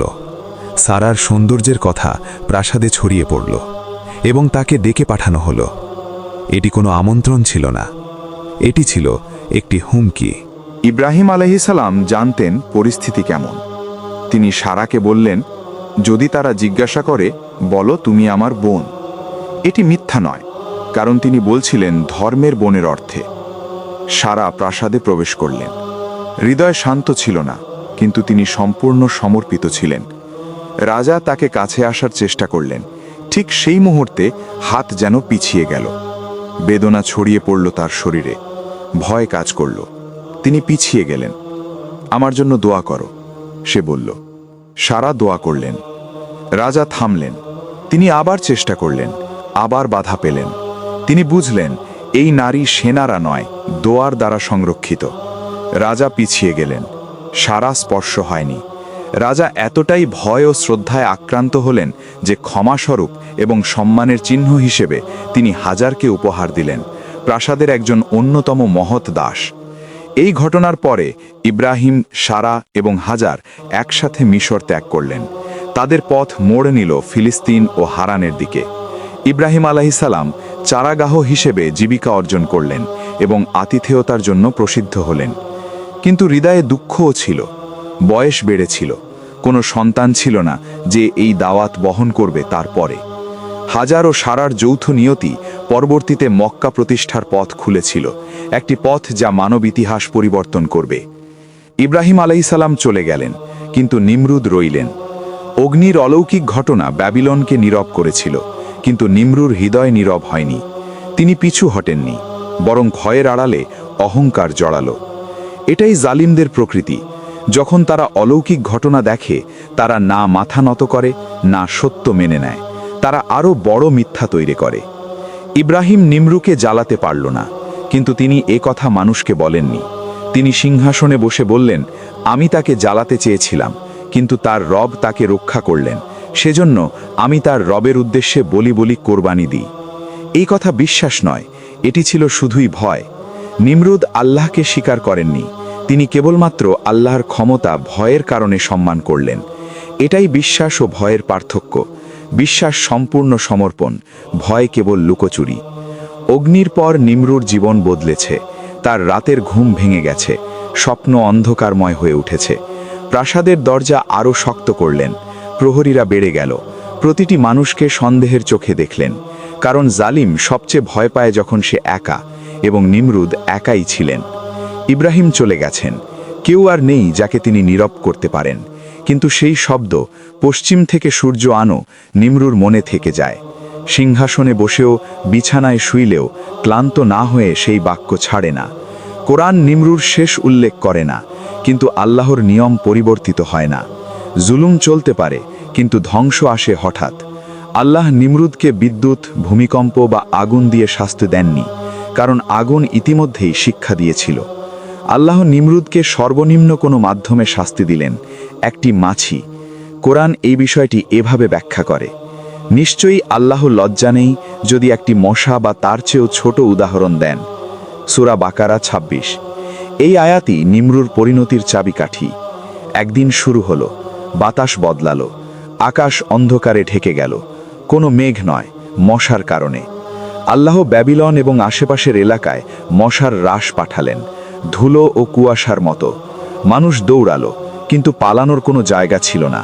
মশা ছুঁয়ে লাগলো চামড়ায়। ফলশ্রুতি নিংরদের রাজ্য ধীরে ধীরে ধ্বংস হতে শুরু করল। ছোট ছোট মাছিবালির মতো ক্ষুদ্র জীবজন্তু তার রাজত্বের ওপর আঘাত হানল, মানুষদের রক্ত শুষে নিল, শরীরকে খালি করে দিল। এটি কোনো হঠাৎ মৃত্যু ছিল না, বরং দীর্ঘস্থায়ী ধ্বংস। কারণ অত্যাচার কখনো দ্রুত ধ্বংস হয় না, ধীরে ধীরে নিঃশেষ হয়। নিংরদ ভয় পেয়ে তার প্রাসাদ ত্যাগ করল। তিনি নিজেকে দুর্গে বন্দী করলেন, যেখানে গাড়ি পাঠা দেওয়া দেওয়াল আর লোহার দরজা দিয়ে সুরক্ষিত। এখানে কোনো মাছি প্রবেশ করতে পারবে না, তিনি বললেন। অত্যাচারীরা সবসময় এমনই বলে, আমার কিছু হবে না, কিন্তু আল্লাহ দরজা দিয়ে প্রবেশ করেন না, তিনি কি হোল দিয়ে প্রবেশ করেন। একটি ভয়াবহ ঘটনা ঘটল। একটি মাছি আহত হয়ে উঠতে পারছিল না। তখন সে বলল, হে আমার রব, আমি এই ধ্বংসের কাছে পৌঁছাতে পারছি না। আল্লাহ সেই মাছির জন্য পথ খুলে দিল। মাছিটি প্রবেশ করল নিংরদের কক্ষের ভিতরে, ছোট কি হোল দিয়ে। কোনো সেনা, কোনো তলোয়ার, কোনো আগুন নয়, মাত্র একটি মাছি। মাছিটি প্রথমে নিংরদের হাঁটুতে বসল। তিনি লক্ষ্য করলেন এবং তা ঠেলে দিলেন। তারপর মাছিটি তার মুখে এসে দাঁড়ালো। তিনি আবার ঠেললেন। শেষে মাছিটি তার নাকে ঢুকল। ধীরে ধীরে নিঃশব্দে মাছিটি তার মস্তিষ্কের ভিতরে পৌঁছালো। নিংরদের মাথা ব্যথা করল। এটি সাধারণ ব্যথা নয়, এটি ভিতর থেকে ধ্বংস। তিনি চিৎকার করলেন, সাহায্য চাইলেন। চাকুরিরা ফিসফিস করে বলল, এটাই কি দেবতা? মাছির মতো ক্ষুদ্র জীব তাকে পরাজিত করল। নিংরদ সহ্য করতে পারল না। তিনি বললেন, আমার মাথা হ্যামারের আঘাতে মারে। 2 মাস ধরে তিনি হ্যামারের আঘাতে জীবন কাটালেন। এ হলো শক্তি পতনের মুহূর্ত, অহংকারের শেষ কথা। একদিন একটি আঘাত শক্তিশালীভাবে হানা দিল এবং নিংরদ নিঃশব্দে মৃত্যুবরণ করল, অবহেলিত ও ভুলে যাওয়া। কোনো সেনা অবশিষ্ট রইল না, কোনো প্রাসাদ অবশিষ্ট রইল না। একটি মাছি একটি রাজাকে পরাজিত করল। এটি কোনো গল্প নয়, এটি একটি সতর্কবাণী। কোরআনে বলা হয়েছে, আল্লাহ অন্যায়কারী মানুষকে সঠিক পথে পরিচালনা করেন না। বাকারা 2.258। নিংরদ ছিল সূর্য পশ্চিম থেকে আনার চেষ্টা করেছে, কিন্তু সে ব্যর্থ হল। শেষ পর্যন্ত সে এমনকি একটি মাছিও দূর করতে পারল না। ইব্রাহিম আলাইহিসসালাম এটি দেখেননি, তবে তিনি এটি শুনেছিলেন। কোনো দমদমে বা আগুনে নয়, সময়েই তার কারণে বিজয় এনে দেয়। অত্যাচারীরা তাড়াহুড়ো করে, কিন্তু সত্য ধৈর্যশীল, এবং যে ধৈর্যশীল সে সর্বদা বিজয়ী। নিংরদ পাথরের নিচে সমাহিত হলেও ইব্রাহিম আলাইহিসসালামের পরীক্ষাগুলো শেষ হয়নি। অত্যাচারীরা চলে যায়, কিন্তু পরীক্ষা থেকে যায়। আল্লাহ তার নিকটতম বান্দাদের শুধু আগুন দিয়ে নয়, বিরহের মাধ্যমে পরীক্ষা দেন। বছর কেটে যায়, ইব্রাহিম আলাইহিসসালাম বয়স্ক হন, আমাদের মা সারাও বয়স্ক হন। তাদের ঘরে একটি গভীর শূন্যতা, শান্ত কিন্তু গভীর, একটি সন্তান। প্রার্থনা করা হলো, হে আমার রব, আমাকে ধৈর্যশীল ও ধার্মিক সন্তান দান করো। সাফফাত 101। এই প্রার্থনা ছিল শুধুই ইচ্ছা নয়, এটি ছিল একটি দায়িত্বের অনুরোধ। সারার একটি দাসী ছিল, হাজার। তিনি রাজা কর্তৃক উপহার হিসেবে দেওয়া হয়েছিলেন। হাজার ছিল শান্ত ও বিনয়ী, কিন্তু তার ভবিষ্যৎ মহান। দীর্ঘ চিন্তাভাবনার পর সারা হাজারকে মুক্ত করলেন এবং ইব্রাহিম আলাইহিসসালামকে তার সাথে বিয়ের প্রস্তাব দিলেন। এটি সহজ সিদ্ধান্ত ছিল না, তবে মহাপরীক্ষার জন্য মহান হৃদয় প্রয়োজন। ইব্রাহিম আলাইহিসসালাম বিয়ে করলেন, আল্লাহ দ্বার খুললেন, সন্তান জন্মগ্রহণ করল, ইসমাইল। বহু বছর পর একটি নতুন আশা, একটি নতুন জীবন। বাড়ি পূর্ণ হলো, কিন্তু হৃদয় মিশ্রিত হয়ে গেল। ইসমাইল জন্মগ্রহণের সময় নবীর উত্তরাধিকারীর ভার একটি দেহে স্থান পেল। এটি কোনো সাধারণ সন্তান ছিল না, এটি একটি উম্মার সূচনা। আমাদের মা সারা মানব, তার হৃদয় ছিল, তার বেদনা ছিল। তিনি ইসমাইলকে ভালোবাসতেন, কিন্তু তার ভিতরে কষ্ট ছিল, কারণ তিনি যে সন্তান অপেক্ষা করেছিলেন সেই সন্তান তার নিজের ছিল না। এটি কোনো পাপ নয়, এটি মানবিক অবস্থা। কিন্তু পরীক্ষা এখানে আরও গভীর হয়ে উঠল। মা সারা সিদ্ধান্ত নিলেন হাজার এবং ইসমাইলকে অন্য স্থানে নিয়ে যাওয়া হবে। এটি কোনো নির্বাসন বা অবহেলা ছিল না, এটি ছিল একটি সীমারেখা স্থাপন। এবং সেই সীমারেখা খুলে দিচ্ছিল একটি আল্লাহ প্রদত্ত পরিকল্পনার পথ। ইব্রাহিম আলাইহিসসালাম কিছুটা দ্বিধায় ছিলেন, কিন্তু আল্লাহর আদেশ এসেছে। এইবার আগুন ছিল না, কোনো মহাজাদু মেরাকল ছিল না, ছিল কেবল আদেশ। কোরআন এই দৃশ্যটি সংক্ষেপে প্রার্থনার মাধ্যমে বর্ণনা করেছে। হে আমার রব, আমি কিছু সন্তানকে এমন একটি উপত্যকায় বসিয়ে দিয়েছি যেখানে কোনো ফসল নেই, আপনার পবিত্র ঘরের কাছে। ইব্রাহিম 37। ইব্রাহিম আলাইহিসসালাম হাজারকে নিয়ে চললেন। ছোট্ট ইসমাইলের কান্নার মধ্যে জিব্রাইল আলাইহিসসালাম তাদের পথ দেখালেন। পাহাড় পার হলেন, উপত্যকা পেরোলেন এবং স্থির হলেন। চারপাশে শিলা, শুকনো ভূমি, নীরব দিগন্ত, কোনো ফসল নেই, কোনো পানি নেই। ইব্রাহিম আলাইহিসসালাম জিজ্ঞেস করলেন, জিব্রাইল নির্দেশ দিলেন, হ্যাঁ, এখানেই ভবিষ্যতের মক্কা হবে। কিন্তু তখন এখানে কিছু ছিল না, শুধুই ভাগ্য এবং উদ্দেশ্য। ইব্রাহিম আলাইহিসসালাম হাজার এবং ইসমাইলকে সেখানে রাখলেন, সাথে রাখলেন সামান্য পানি এবং কিছু খেজুর। তারপর তিনি পেছনে ফিরে তাকালেন না, একাধিক পদক্ষেপ এগিয়ে গেলেন এবং তখন ইসমাইল মায়ের কাছে চিল্লিয়ে বলল, হে ইব্রাহিম, আল্লাহ কি আমাদের এখানে রেখে যাওয়ার আদেশ দিয়েছেন?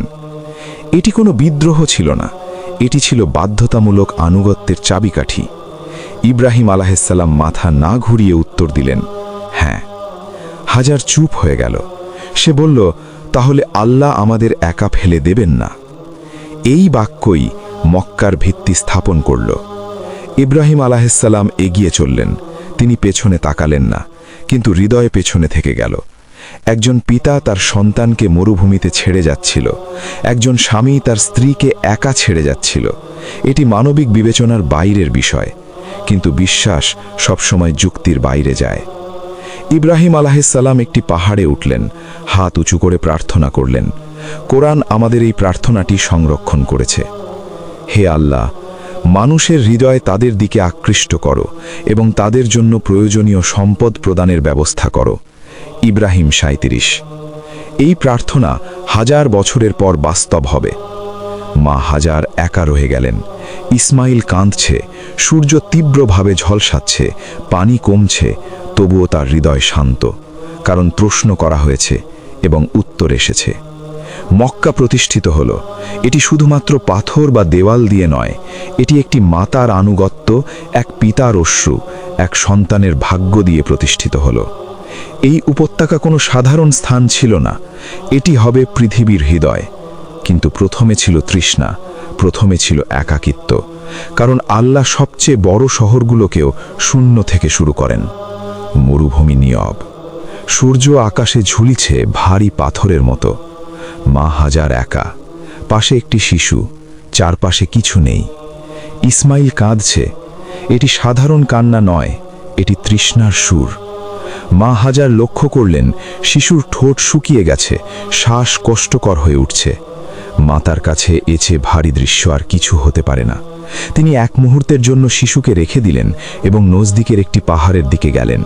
মা হাজার তখন সাহস নিয়ে চললেন। তিনি সাফা পাহাড়ে উঠলেন, চারপাশ তাকালেন, কিছুই দেখা যায়নি।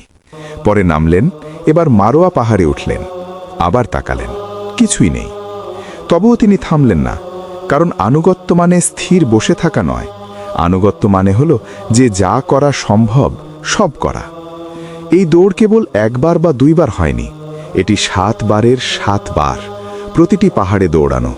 প্রতিবার ক্লান্ত, প্রতিবার অক্ষম মনে হলো, কিন্তু প্রতিবার আশার সাথে। প্রতিটি দৌড়ের সময় মা হাজার এক কাজ করতেন, ইসমাইলের দিকে বারবার তাকানো, কারণ একজন মা কখনো ভরসার দায়িত্ব ভুলে যান না। এক সময় তিনি থেমে ফিরে তাকালেন, একটি শব্দ শুনলেন এবং তিনি দেখলেন ইসমাইলের পায়ের নিচ থেকে পানি বের হচ্ছে। প্রথমে ছোট ছিল, পরে বৃদ্ধি পেল, ভূমি ফেটে পানি ঝরল। এটি বৃষ্টি ছিল না, আকাশ থেকে নয়, এটি পৃথিবী থেকে বের হলো। কারণ কখনো কখনো মেহেরবানি আসে উপরের দিক থেকে নয়, নিচের দিক থেকে। এই জল ছিল জমজম।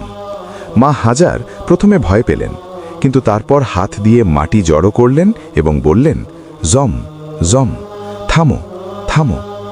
এই শব্দগুলো ইতিহাসে প্রবেশ করল, এবং সেই জল পেল নাম জমজম। শতাব্দী পার হলো, সাম্রাজ্য ধ্বংস হলো, শহর হারালো, কিন্তু জমজম এখনও বয়ে চলেছে। আমাদের নবী সাল্লাল্লাহু আলাইহি ওয়াসাল্লাম বলেছেন, আল্লাহ ইসমাইলের মায়ের প্রতি রহমত করুন। যদি তিনি জলকে যেমনটি পাওয়া গেছে তেমনই ছেড়ে দিতেন, এটি নদী হয়ে যেত। পাখি এসে জলে অবতীর্ণ হলো, এটি ছিল একটি আল্লাহর চিহ্ন। পর্যটকরা পাখিদের দেখল এবং বলল, এখানে জল আছে। তারা কাছে এলেন এবং দেখলেন মা হাজার, শিশু ইসমাইল এবং একটি ছোট উৎস। তারা আবাসনের অনুমতি চাইলেন। মা হাজার অনুমোদন দিলেন। প্রথম তাঁবু উঠল, প্রথম আগুন জ্বলল। কিন্তু এই আগুন নিমরদের আগুন নয়, এটি ছিল জীবনের জন্য আগুন। এভাবে মক্কা জন্ম নিল, একজন মায়ের পদচিহ্নে, এক শিশুর তৃষ্ণায়, একটি উৎসের ধৈর্যে। জমজম আজও কেবল কানে নয়, হৃদয়ে কথা বলে। প্রতিটি চুমুক বলছে, আল্লাহ কখনো তাকে ত্যাগ করেন না যে আনুগত্য করে। এই জল শুধু তৃষ্ণা মেটায় না, ভয়ও দূর করে। এটি একটি শব্দের স্মৃতি, আনুগত্য। জমজম ফোঁটা শুরু হয়েছে, 3টি শয়তানের পরীক্ষা বের হয়ে গেছে। কিন্তু পরীক্ষা শেষ হয়নি, কারণ আল্লাহ বরকত দেওয়ার পর পরীক্ষাও দেয়, বরং তিনি তা গভীরতর করেন। এটি নতুন সূচনা ছিল ইব্রাহিম আলাইহিস সালামের জন্য। এক রাতে তিনি স্বপ্ন দেখেন, নিজের সন্তানকে উৎসর্গ করছেন। জাগলেন, হৃদয়ে চাপে। এটি সাধারণ স্বপ্ন ছিল না, তবুও তিনি ধৈর্য ধরলেন। দ্বিতীয় রাতও একই স্বপ্ন, তৃতীয় রাতও। এবার তিনি জানলেন এটি শয়তানের ফিসফিস নয়, এটি আল্লাহর আদেশ। কোরআন স্পষ্ট বলে, আমরা তাকে নরম মনোভাবের সন্তানের সুসংবাদ দিলাম। আর সঙ্গে আসে পরীক্ষা। ইব্রাহিম আলাইহিস সালাম সিদ্ধান্ত নিলেন, কিন্তু এই সিদ্ধান্ত তিনি একা নিলেন না, সন্তানও এই কারণের অংশ ছিল। ইসমাইল আলাইহিস সালাম বড় হয়েছেন, তিনি তার পিতার সাথে হাঁটতে পারতেন, এবং তারা প্রস্তুত হলেন, সন্তান এবং পিতা আনুগত্যের পথে একসাথে। তাদের সঙ্গে ছিল একটি ছুরি, একটি দড়ি এবং গভীর নীরবতা। শয়তান সর্বদা যায় সেখানে যেখানে মানুষ দুর্বল মনে হয়। এইবার সে গেল মায়ের কাছে। সে আমাদের মা হাজারের কাছে মানব রূপে হাজির হলো। শয়তান বলল, তুমি জানো ইব্রাহিম কোথায় তোমার সন্তানকে নিয়ে যাচ্ছেন? মা হাজার শান্তভাবে উত্তর দিলেন। শয়তান আরও বলল, তিনি তাকে কুরবানি দেওয়ার জন্য নিয়ে যাচ্ছেন। তিনি মনে করেন তার রব তাকে আদেশ দিয়েছেন। এই কথা ছিল বিষের মতো, কিন্তু মা হাজার ভয় পেলেন না। তিনি জিজ্ঞাসা করলেন, আল্লাহ কি আদেশ দিয়েছেন? হ্যাঁ, উত্তর এলো। মা হাজার থেমে তারপর বললেন, যদি আল্লাহ আদেশ দিয়েছেন তাহলে এটি ভালো। শয়তান চুপ হয়ে গেল, কারণ আনুগত্য হলো সেই দরজা যেখানে শয়তান প্রবেশ করতে পারে না। পরবর্তী লক্ষ্য হলো ইসমাইল। শয়তান জিজ্ঞাসা করল, তুমি জানো তোমার পিতা কোথায় তোমাকে নিয়ে যাচ্ছেন? কোথায়? ইসমাইল প্রশ্ন করল। তোমাকে হত্যা করতে, শয়তান বলল। ইসমাইল আলাইহিস সালাম থেমে দাঁড়ালেন। তার বিস্ময় হয়নি। তিনি জিজ্ঞাসা করলেন, আল্লাহ কি আদেশ দিয়েছেন? হ্যাঁ, উত্তর পেলেন। এরপর ইসমাইল একটি পাথর তুলে শয়তানের দিকে ছুঁড়ে দিলেন। যদি আল্লাহ আদেশ দিয়েছেন তবে ভয় করার কিছু নেই, বললেন তিনি। শয়তান আবার দূরে সরানো হলো। এরপর শয়তান তার চূড়ান্ত কৌশল নিয়েছিল। সে দাঁড়ালো বৃদ্ধ ইব্রাহিম আলাইহিস সালামের সামনে।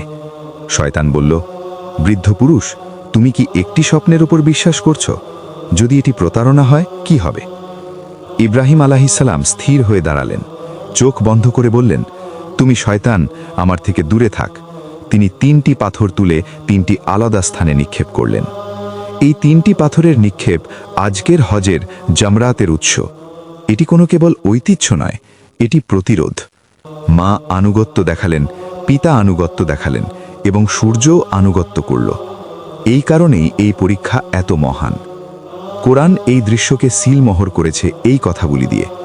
যখন পিতা এবং সন্তান উভয়ই আনুগত্যের মাধ্যমে নির্ভয়ে সমর্পণ করল, আমরা তাকে নরম মনোভাবের সন্তানের সুসংবাদ দিলাম। এই বাক্যে কোনো চিৎকার নেই, কোনো সংগ্রাম নেই, শুধু সম্পূর্ণ আনুগত্য। রিপোর্টে বলা হয়েছে ফরিশতারা এই দৃশ্য প্রত্যক্ষ করেছিল। আকাশ কেঁপে উঠল। ইব্রাহিম আলাইহিস সালাম থেমে দাঁড়ালেন এবং তার পুত্রের দিকে তাকালেন। হে আমার সন্তান, তিনি বললেন, আমি স্বপ্নে দেখেছি যে আমি তোমাকে উৎসর্গ করছি। তুমি কি মনে করো কি করা উচিত? এটি আদেশ নয়, এটি ছিল প্রমাণ। ইসমাইল আলাহিসাল্লাম উত্তর দিলেন, হে আমার পিতা, তুমি যা আদেশিত হয়েছ তা করো, তুমি আমাকে ধৈর্যশীলদের মাঝে খুঁজে পাবে। সাফাত 102। ইতিহাসে এর সমান কোনো শব্দ নেই। একটি শিশু মৃত্যুর দিকে হাঁটছিল, ইসমাইল আলাইহিসসালাম। তিনি শেষবারের জন্য কিছু অনুরোধ করলেন, আমাকে শক্তভাবে বাঁধো, ছুরি ধারালো করো, আমার মুখের দিকে তাকিও না। এই কথাগুলো নাটকীয় নয়, এগুলো বাস্তব, কারণ বিশ্বাস সাজানো হয় না, এটি যেমন আছে তেমনি দাঁড়ায়। ইব্রাহিম আলাইহিসসালাম কেঁদেছিলেন, কিন্তু থামলেন না। অশ্রু থামাতে পারে না আনুগত্যকে। ছুরি উঠল, কিন্তু তা কেটে দিল না। আবার ছুরি উঠল, তবুও কিছু হলো না। এবং তখন আদেশ এলো, হে ইব্রাহিম, তুমি স্বপ্ন পূর্ণ করেছ। সাফাত 104। পরীক্ষা শেষ। ঈশ্বরের প্রতিনিধি জিব্রাইল আলাইহিসসালাম উপস্থিত হলেন। তিনি স্বর্গ থেকে একটি র্যাম নেমে এনেছেন। এই তুকবীরের শব্দগুলো আজও প্রতিধ্বনিত হয়। এভাবেই তাশরিক তুকবীর শুরু হল। পিতা ও পুত্র পরিবারের সঙ্গে মিলিত হলেন। একটি পরিবার তাদের সবচেয়ে কঠিন পরীক্ষা উত্তীর্ণ করল এবং আল্লাহ তাদের স্মরণ করলেন এই কথাগুলো দিয়ে। নিশ্চয়ই এভাবেই আমরা কল্যাণকারী মানুষদের প্রতিদান দিই। সূরা আস-সাফাত 104। এটি কোনো গল্প নয়, এটি একটি পরিমাপ, একটি শিক্ষা।